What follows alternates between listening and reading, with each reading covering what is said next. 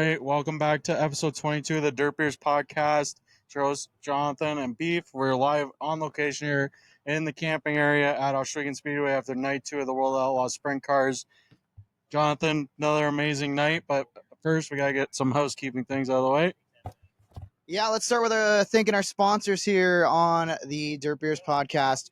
Since 2016, Dig Race Products has had a sole focus on Northeast dirt modified shocks and suspension tuning. They are located centrally in New York. Dig is the industry leader in at-track shock and setup support. This hands-on, at-the-track approach is what leads the design and development in delivering the highest quality shock absorbers to the dirt oval track market. Take your program to the next level and feel the difference on Dig. Visit digraceproducts.com for more information. And who else are we brought to you by, Beef? We are also brought to you by Inland Rigging. Inland Rigging is a machinery moving and warehousing company based out of Southern California, offering domestic, international moving services. Whether you have one piece or a complete factory or even a warehouse, Inland Rigging has you covered. With a deep family history in the business dating back to 1904, Inland Rigging continues the same family values that has made Inland Rigging the right choice for so many years. Jonathon, another amazing night here. First off, I know our background might look a little bit different tonight.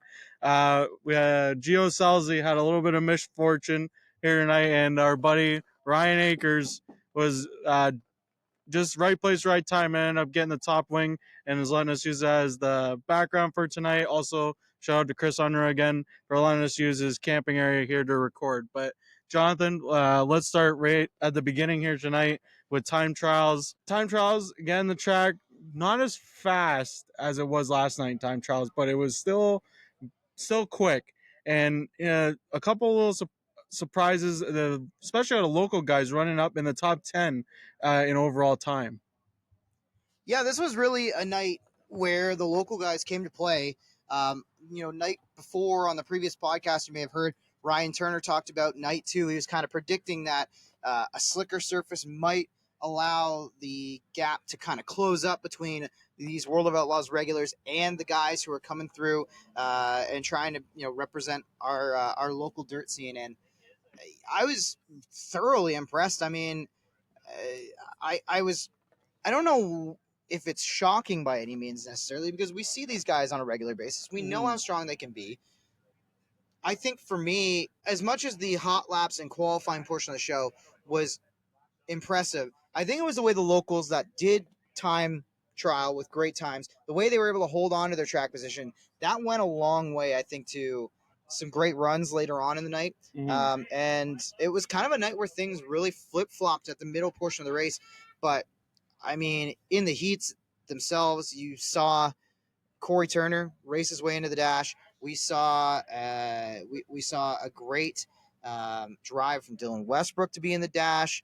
It really was a great night for our locals. Yeah, for sure. I mean, the local guys stepped up. I just pulled up here on my race pass. In the qualifying, you had Dylan Westbrook, 5th quick overall. Then you had Cory Turner at 7th quick overall. So we had 2 local guys out of the top 10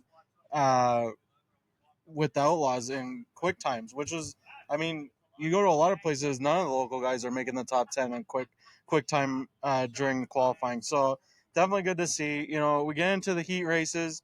Heat races really, I would say, uneventful almost. It was kind of just there was some passing going on, but not a huge amount. The local guys kind of, I mean, the surprising for me was obviously Dylan Westbrook, Cory Turner getting into those top 2 positions in their heat races and making the pole dash. Yeah, we had a lot of guys who were locals block into the show, which was nice to see as well too. A little less stress for the B main guys. One of the things I want to say it was in the B main. Great battle from DJ Christie and Alex Hill. I thought that was going to be a bigger battle for the final transfer spot in that B main. I kind of think that if DJ had gotten a full night the previous night, that maybe he could have found a little more something to be up there, because we know how fast DJ can be in a 360. Obviously, new to the 410s, but great battle there. Speaking of Alex, got to give a shout out. She bested Donny Schatz in a heat race, which you don't see all that often. But Don really struggled tonight. I caught up with him after the show. Or after the racing, he did actually rally to finish in the top 10. A really impressive drive. We'll get to that in a second. But yeah, some locals really just not shy to race with the best of the best of all time in that case. Yeah, for sure. It was awesome to see. Don seems to be able to have that rally back mentality. It just seems to go away heat races. B main, he gets back up front, makes the feature. Even if he doesn't, gets the provisional, gets in the feature, and makes the 15. Just drive, just go to the front. And I mean, another thing we gotta touch on David Gravel, back to back winner this weekend. Honestly, about halfway through that race, I didn't think David Gravel had a chance of winning. Then we have the late yellow, or the yellow, one yellow in the race, and all of a sudden David goes from, I think he was in sixth or seventh, and he comes off a two, and he's battling for third. It's just the two car is on another level compared to these guys, and I don't know how he's doing it. If it's just experience, if it's what they have found maybe in the car or setup that's making him be able to do that, or he's just putting that car in the right spots and making it go to the front. It's just the way he can find stuff that everybody else doesn't, right? We saw Carson Macedo up on the podium last night. I don't want to see he was nowhere to be found. I haven't seen the results, or I don't have them in front of me. My phone's not loading, but not the night that we thought. I mean, Carson, you picked him to be a winner tonight, and he comes up a little bit short of that. Sheldon Haudenschild rallied. I would say he had a pretty, I don't want to say pedestrian. That might be not too harsh on him, but he didn't have the kind of night that where he was a standout podium favorite. Had speed early in the night. I think he qualified maybe second or third fastest, but just that car didn't quite race the same way. It really was a night for kind of a shakeup. And that shakeup really happened. It seemed like in the feature around like lap 13, I want to say we had that. I think it was Stuart Friesen and went around, had some help, or maybe there was some contact there with Ryan Turner. I don't want to say Turner. I don't think Turner was behind him. I think Turner was ahead at that point. And those two, I guess, come together and you want to talk about a rally too. I don't know where Stu ended up. I think he may have finished 12th or 13th, but he spun with, whatever, 20 laps left in the race. And his team, whatever they did in that work area after that spin, he rallies, he gets it done. It really was incredible stuff for him to be able to go ahead and get a win. I mean, I didn't expect to see that at all from Stu based on the speed that he showed, but he was not the only one. That lap 13 caution was a game changer. That was the restart where we saw Gravel move forward, find his A game. And he was not the only driver that found his A game. I talked to Jordan Poirier. We're going to hear from him a little later on the show, and he mentioned that as well. That mid race caution that we ended up getting really set the tone for a lot of drivers to be able to turn their race around and really rally and leave here on the second night with a better finish than it seemed like they might get after 5 laps. I also want to talk about obviously the incident where this wing came into play here. Um, to me, looked like a bit of a racing deal. Carson and Gio get together. Gio gets upside down. It always amazes me. I get to see these guys a couple times a year, but the work area, these guys are just so in tune with these race cars, and they all help each other. It's mind-boggling to see. I know as soon as it happened, me and my buddy Sean said we're going to the work area. We're gonna go check this out, see what's going on.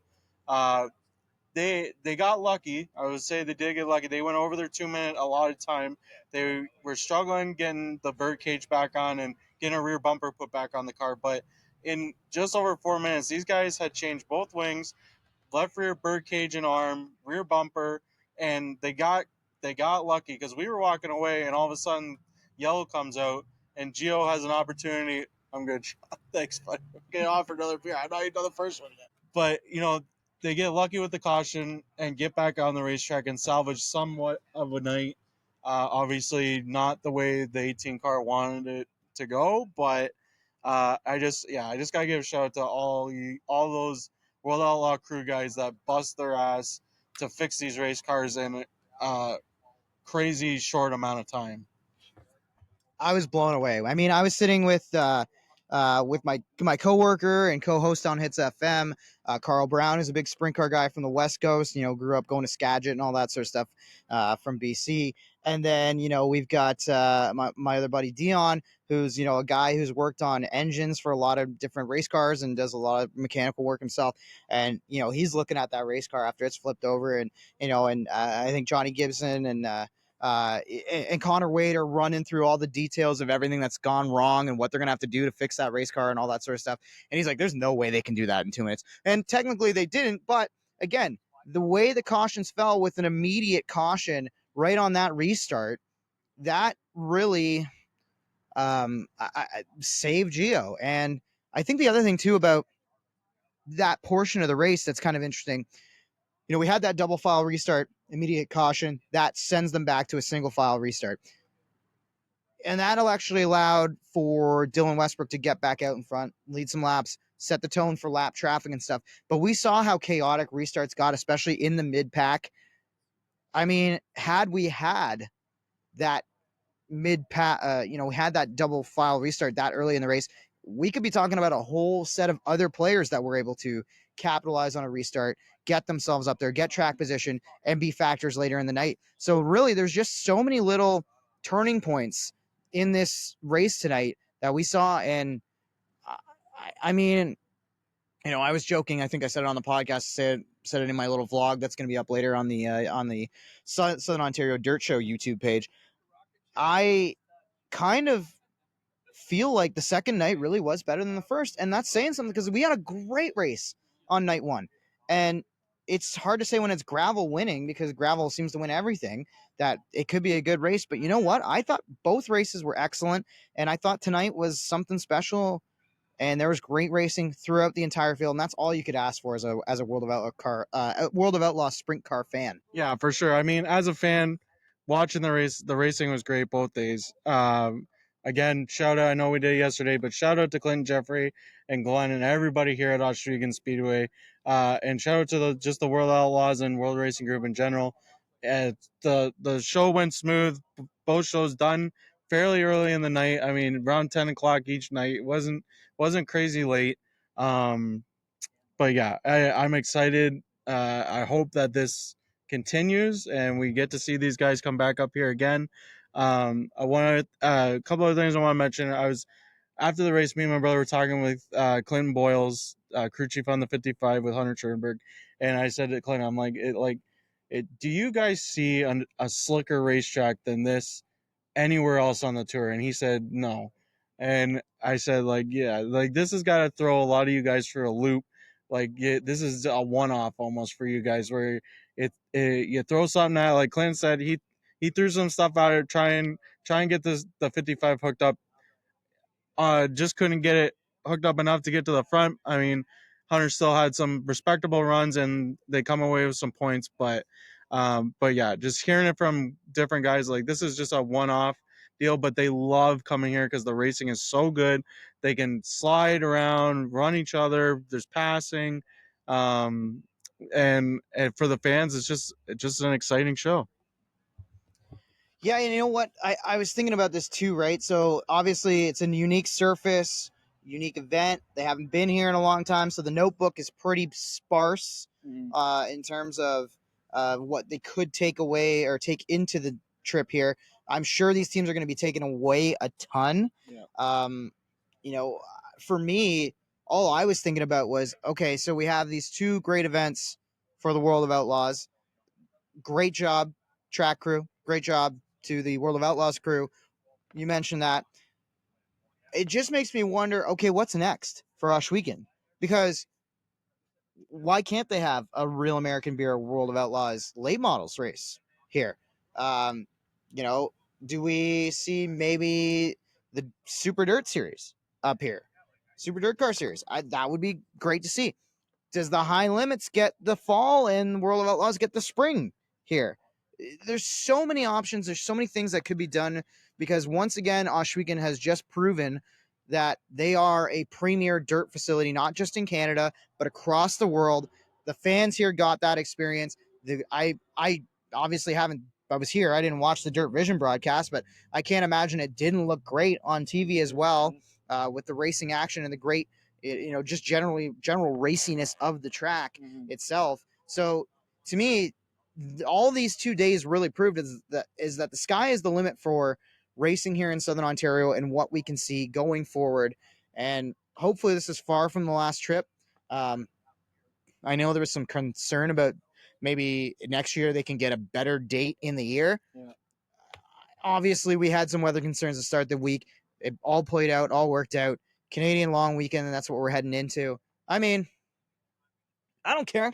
If you want to keep this 2 dates, if this is the 2 dates they give us again next year, bring it on, man, because this was just such a fantastic time all around, and I'm so thrilled. And I also want to give a special thank you to the drivers who took time, not just our local guys. Local guys I've had the chance to talk to on the Southern Ontario Dirt Show fairly often. They're not strangers to me. I've had the chance to interview them after victories, podiums, all that sort of stuff. But a guy like David Gravel, to not just talk once but twice, to give me his time like that, I really appreciated that. Donny Schatz did not have the best 2 days, but he still took time out to speak with me tonight. I really appreciate that. A guy like Connor Morrell, who's out there trying to make a name for himself, had a fantastic run. We haven't really talked about that. Yeah. I mean, you almost had a rookie winner. Yeah. Coming into tonight, Connor Morrell was what? I think his best finish was 7th on the tour I believe earlier this year. So Connor comes in, has this great run, almost gets it done. I mean, he got graveled at the end. Gravel seems to be just inevitable, right? Yeah. But what a night for the 28M. What a night in general.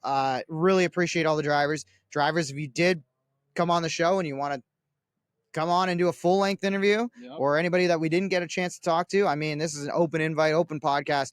Gio, I mean, we got your wing. You may as well come on the show too, right? Why not? But yeah, just all in all, just fantastic time. Thank you to everybody who gave us time and talked to us throughout the pit area. Great to meet so many folks that we've maybe had a chance to chat with, maybe some that we haven't had a chance to chat with. Yeah, just can't wait to do it all over again, and hopefully in 2026. Yeah, for sure. I reiterate all that. It's awesome getting to meet people and talk to people that I have no idea who they were. Say, hey, I've seen the page, I've seen the podcast. Da, da, da. It's awesome to see, and we really appreciate everybody, the drivers, everybody that watches, everybody that listens. Sky's the limit with this thing. We're just starting out, so I mean, this is only episode 22, so who knows what could happen, but this is a pretty cool deal that we're going to do, live podcast recordings, at least from the track, right after we watched it fresh in our heads. But yeah, I think we're actually going to have a special guest on here in a couple minutes to end before we get into interviews. I think we're going to have Connor Wade stop by from Dirt Vision, a previous guest. He's going to give us our little rundown on what he thought of the feature. But yeah, other than that, we'll see you on the next one. Okay, join us a little special guest segment here on episode 21 or 22, sorry. Connor Wade just came to pick up his merch that got shipped back accidentally, but we finally got it to him after a couple of months. But Connor, awesome night of racing here again at Ohsweken. Just give us your thoughts on how the night went and how what a great show the Outlaws put on again here at Ohsweken. Yeah, it was great. I love coming here for the first time. I thought overall they put on a great event. Glenn's done an incredible job with this facility. We know that. We saw a racy surface both nights. David Ravel's just the best in the world right now, and it doesn't matter what kind of surface you put him on or who you put him against, he's going to win. So, tonight I honestly was surprised how the bottom kind of came in there those last 10 or 15 laps. And, if that doesn't happen, I don't know that Connor Morrell loses the race. But, I love a race when anybody can win and you can see surprise winners. We almost saw it with Dylan Westbrook tonight. We almost saw it with Jordan Thomas last night. We almost saw it tonight again with Connor Morrell. So I love my first visit to Ohsweken, and I hope we come back next year. Stay for now. I got one more for you. I know you just got to be quick with us here, buddy, but I talked to a few drivers post race. I was able to catch up with our winner Gravel, a couple of our local guys too. Everybody kind of talked about that middle caution really changing the entire race in terms of, like, for me, I thought it was maybe the surface had changed, but a lot of guys just talked about the fact that they were able to capitalize on the restart and get that clean air. Did it feel like clean air was the biggest difference in both nights really at Ohsweken? I think so. that obviously made a big difference last night with Jordan Thomas. That's kind of when he struggled. You put guys that aren't used to racing at this level in dirty air, and it's a whole different ball game. Especially, what these guys normally run here are 360s. Dirty air in a 360 versus dirty air in a 410 is a major difference behind the wheel of a car. Probably doesn't seem like it, but it is. So, that played the biggest factor for sure.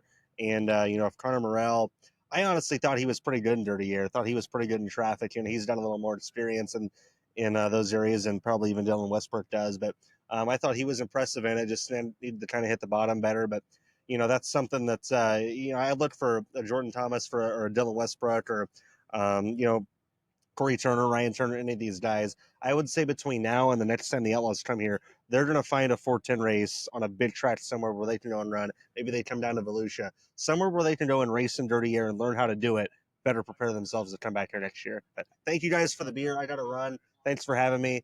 So let's all toast here. Thanks for everything you guys do. Glad we finally got to do this, and we'll see you guys next year. Standing by with the winner on night 2. Once again, it's David Gravel climbing the top of the wing, scoring the check.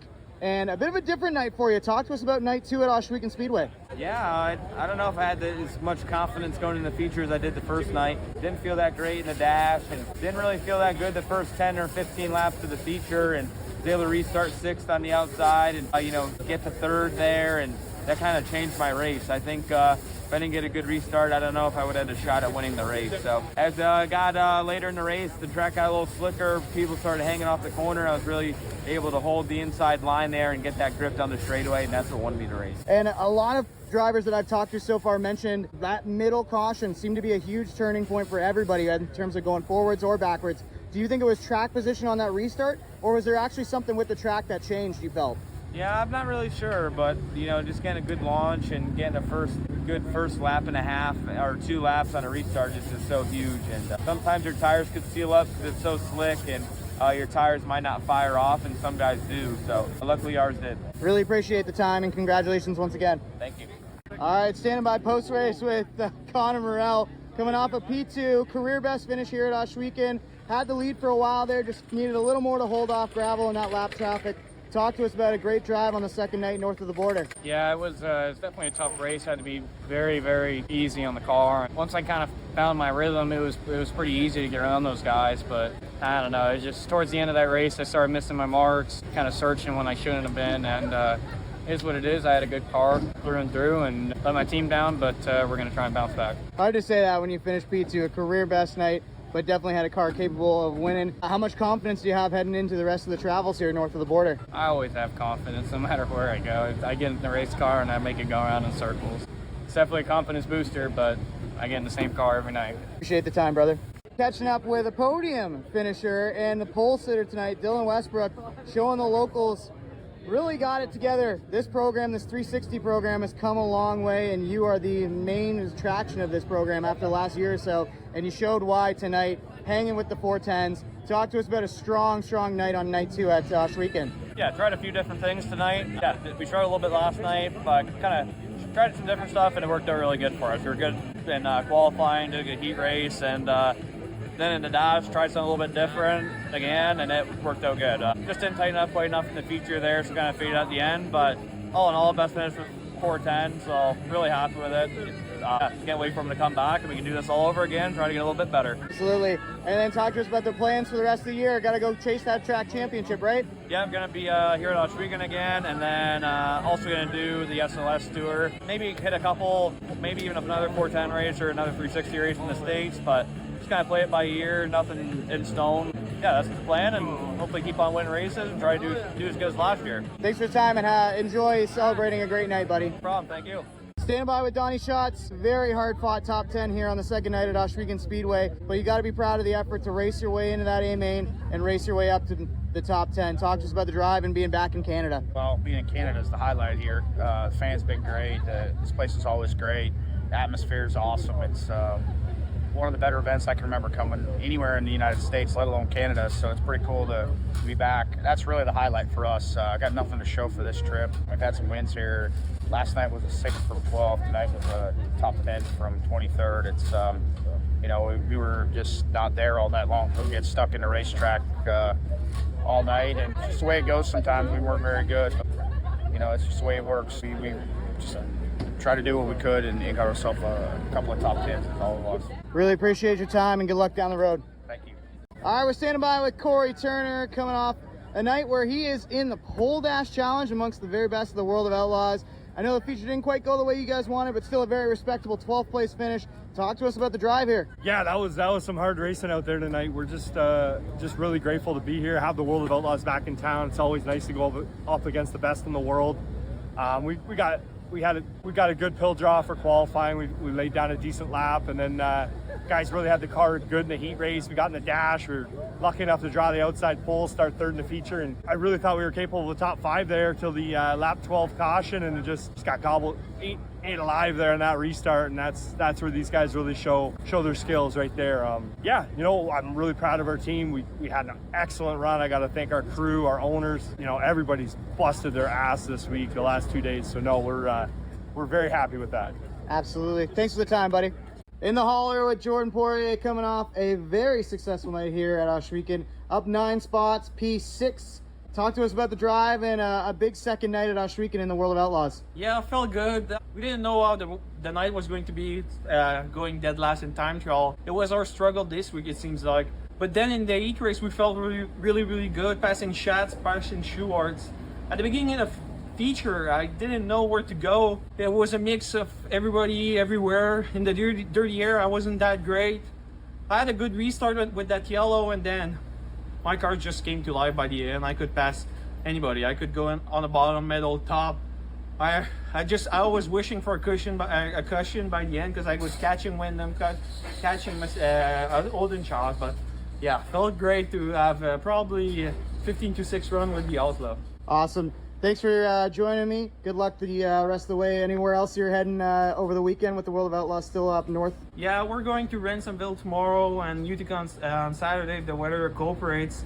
And we'll go back home on Sunday, racing in front of home crowd at Cornwall. So I'm pretty excited about that. Can't wait to see all my friends, my family, our fan in Quebec going there. So yeah, I'm thankful to go there. Appreciate the time. All right, biggest guest of the podcast, and definitely a guy who's really proud of his whole team and proud of his home speedway. Talk to us about bringing back the World of Outlaws to your home track, Doug Leonard. Yeah, I mean, it was 2 great events. I mean, weather was such a scare all week and all that stuff, but I mean, car count's great. 39 last night, 37 today, 947 checkered flag yesterday, and a 937 today. I mean, everyone's happy, the track's happy, the staff's happy. We had a great 2 events in Canada and really enjoyed this day. We'll continue on down the road and do it on Sunday. Absolutely, and a few nights at home are always real nice for you. What's the best part so far, now that it's all over and done with? What's been the best part of being at home and bringing these guys back home? Sleeping in my own bed. Man, no, all kidding aside, we had a few beverages after the races last night, did some bench racing, all hung around here in the pit area. So that's what I said to some of my friends, is just the cool part of hanging around and telling those stories, getting those laughs in and reminiscing about different times and different places we've been to. Max McLaughlin was hanging out with us and telling some good stories. So it's always a great time and all that stuff when we get together with some family and friends and all your coworkers and bang out 2 great events. Appreciate your time and congratulations on running a great show tonight. Awesome. Thanks, Jonathan.